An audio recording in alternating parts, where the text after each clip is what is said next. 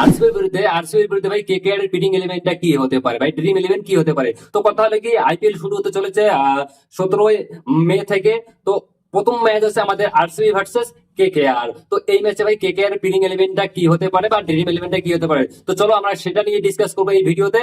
তো চলো দেখা যাক। দেখো প্রথমত বলে দিচ্ছি, ওপেনিং করতে চলেছে সুনীল নারিয়ান এবং গুরবাজ। গুরবাজ নাহলে পয়েন্ট ডিকোকে নিয়ে এসেছিল, কারণ পয়েন্ট ডিকো গুরবাজের পারফরমেন্স বেশি একটা ভালো না। ঠিক আছে, সুনীল নারিয়ান থাকতে চলেছে, গুরবাজ থাকতে চলেছে 3 নম্বরে আজিঙ্কা রাহানে। এবার 4 নম্বরের প্রশ্নটা হলেও বহুত বড় একটা প্রশ্ন। 4 নম্বরে এর আগের ম্যাচে আমরা চেন্নাই ভার্সেস কেকেআর ম্যাচে ভাই মনীষ পান্ডেকে সুযোগ দিয়েছিলাম ব্যাংকের এর বদলে, কিন্তু মনীষ পান্ডে কি করেছে বলো? 33 বল খেলে 36 রান করে গেছে ভাই। আধা ম্যাচ তো মনীষ পান্ডে হারাই চলে গেছে।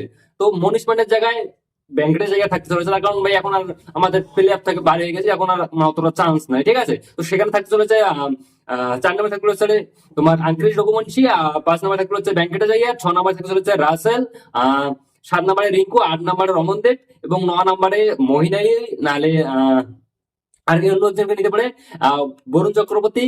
আহ বরুণ চক্রবর্তীর পর রাজ চলেছে আমাদের হর্ষিত রানা থেকে ব্যাপক করবে না। এখন চলে এসেছে ব্যাপক করুণাকে নিয়ে। কথাটা লোকে দেখো, দুটা ম্যাচ আমরা রাজস্থানের বিরুদ্ধে যে ম্যাচটা মানে হারতে বসেছিলাম কম বেশি, সেটাতে ছিল হিরো একদম মহিন আলী।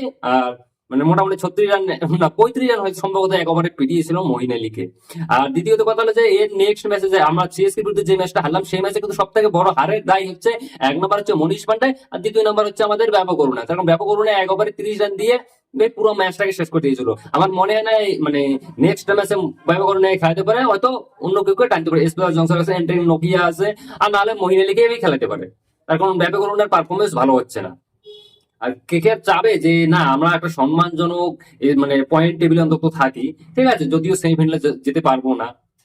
এই থাকতে চলেছে আমাদের প্লেইং ইলেভেন। তো কথা হলো যে আরেকবার আমি প্লেইং ইলেভেনটা দেখে নিচ্ছি। তো প্রথমে থাকতে চলেছে সুনীল নারিয়ান গুরবাজ, 3 নম্বরে আজিঙ্কা রাহানে, 4 নম্বরে আঙ্কিশ রঘুবংশী, 5 নম্বরে ভেঙ্কটেশ আইয়ার, 6 নম্বরে রাসেল, 7 নম্বরে রিঙ্কু, 8 নম্বরে রমনদীপ, 9 নম্বরে থাকতে চলেছেন বরুণ চক্রবর্তী, 10 নম্বরে হর্ষিত রানা, 11 নম্বরে হয়তো ব্যাপক অরুণার জায়গায়, আর না হলে এসপার জংসে অ্যান্ড্রিক নোকিয়াকে কেউ আসতে পারে। এটাই হতে চলেছে full and final squad KKR.